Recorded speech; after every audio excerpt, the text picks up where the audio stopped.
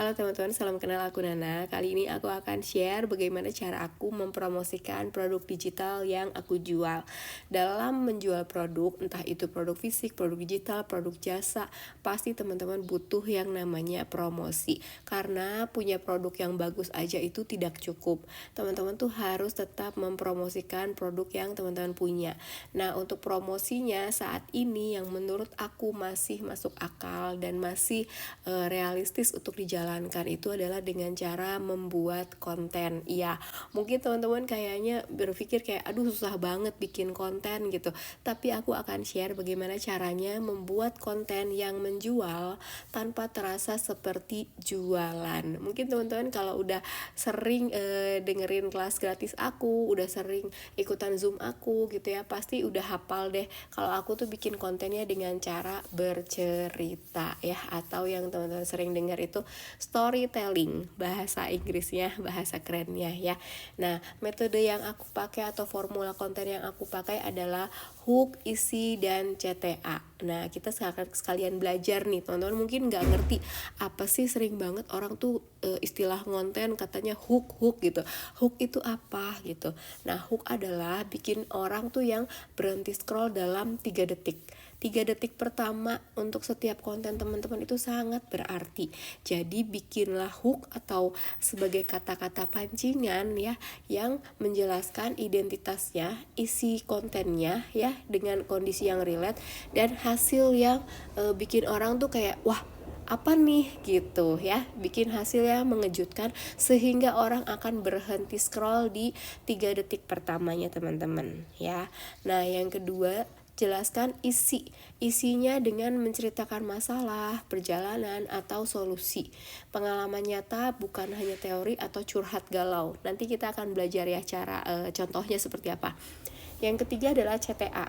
CTA adalah call to action, yang artinya mengajak ya, meminta atau menyarankan orang lain untuk DM, untuk follow, untuk komen. Nah, agar postingan kalian itu punya interaksi, ada engagementnya, ada komennya, ada save-nya, ada share-nya, ada follow-nya, supaya konten itu tidak cuman hanya sekedar konten, tapi juga ada yang komen, ada yang save, ada yang share. Dan itu namanya interaksi yang nanti akan masuk ke insight atau engagement-nya Instagram kalian. Semakin bagus, semakin banyak komen, save, like, dan follow-nya, semakin besar Instagram itu merekomendasikan konten teman-teman ke orang lain.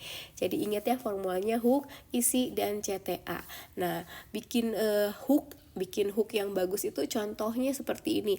Misalnya teman-teman ingin membahas sebuah produk digital tentang planner keuangan atau kayak worksheet keuangan gitu ya, yang nanti teman-teman bisa promosikannya seperti ini. Misalkan dengan cara ini aku bisa save money 5 juta per bulan, padahal gaji aku cuma 7,5 juta misalnya ya, kayak sesuatu yang gak mungkin kan gitu. Tapi nanti teman-teman bisa jelasin di captionnya gitu, kayak itu tuh bikin orang tuh tertarik, tapi jangan bohong, bukan berarti itu bohong ya, ada harus penjelasannya. Nah, itu kan gaji UMR 7,5 juta, di save 5 juta. Nah, teman-teman bisa kasih masukan yang lain, misalkan karena aku punya penghasilan sampingan misalnya. Jadi itu yang harus teman-teman pikirin. Hook itu yang bikin orang tuh berhenti nonton konten kita di 3 detik pertama gitu kan. Jadi hook itulah yang harus kalian coba pikirin seperti apa bentuknya. Atau misalnya teman-teman kasih juga yang kondisinya relate. Misalnya hari ini uang sekolah anak aku naik terus gitu, tapi ini cara aku bisa mengatur keuangan gitu ya. Nah, itu kan zaman sekarang tuh relate ke ibu-ibu muda yang anaknya lagi mulai sekolah dan memang kerasa banget uang sekolahnya naik misalnya. Nah, ceritain masalahnya itu di bagian isi, atau bisa juga di tengah-tengah video atau di captionnya. Jadi di caption itu jangan cuma curhat galau, jangan cuma sedih banget uang sekolah anak naik, udah aja terus dikasih hashtag, jangan. Tapi coba dijelaskan dengan rinci dengan rinci melalui pengalaman nyata yang teman-teman alamin sendiri gitu ya, pengalaman nyatanya, dan ada solusinya. Nah, uang sekolah anak naik, gimana sih cara kalian tuh ngatur keuangannya? Misalnya, apakah bikin bekalnya jadi harus sendiri, yang biasanya tadinya catering misalnya, akhirnya bikin bekal sendiri untuk memotong biaya bulanan gitu. Nah, baru di endingnya ajak orang untuk follow dan komen, bukan langsung untuk beli produknya ya. Jadi jangan lagi nih bikin konten misalnya produk keuangan, langsung diposting produk keuangannya, beli ya, ini bagus banget, bisa bikin bantu keuangan kamu supaya hemat. Nah, jangan seperti itu, tapi mulai dengan bercerita pengalaman pribadi. Kalau teman-teman sekarang udah belajar konten, udah mulai posting-posting, itu udah bagus banget dan terus dilanjutkan. Aku ingetin, seminggu atau 2 minggu pertama itu mungkin bikin konten tuh terasanya menyenangkan, terasanya kayak oh semangat banget, aku baru pertama kali nih bikin konten, posting, ada yang nge-view 200, 500 viewers, 1000 viewers, itu rasanya menyenangkan. Tapi masuk ke minggu kedua gitu ya, udah posting 7 konten, posting ke konten ke-8, ke-9, rasanya mulai membosankan. Rasanya kayak aduh kok viewersnya makin turun, atau viewersnya segini-gini aja, atau viewersnya kayaknya stuck, terus gak ada yang komen, gak ada yang nge-save, gak ada yang like. Apa yang harus dilakukan? Terus lanjutin. Jadi setiap kali posting, teman-teman itu posting lupakan. Memang harus dicek, kita harus lihat ya, ada nggak nih yang komen, ada nggak yang nge-save gitu ya. Jumlah save, jumlah komen itu memang penting banget. Cuman kalau misalnya kita harus terus fokus sama hal-hal ini, artinya kita nggak bisa memaksimalkan kemampuan kita yang lain gitu. Kalau misalnya teman-teman fokusnya ke sini, kita jadinya nggak bisa produksi konten yang lebih bagus lagi. Kalau jumlah ininya masih kecil, itu tandanya konten teman-teman perlu diperbaikin, perlu dievaluasi.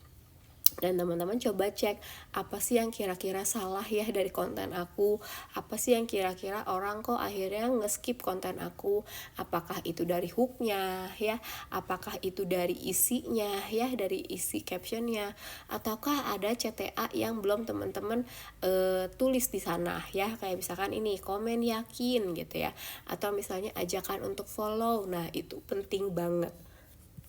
Teman-teman, aku coba mau ingetin, konsisten itu ada karena kita sudah sering melakukannya berulang-ulang.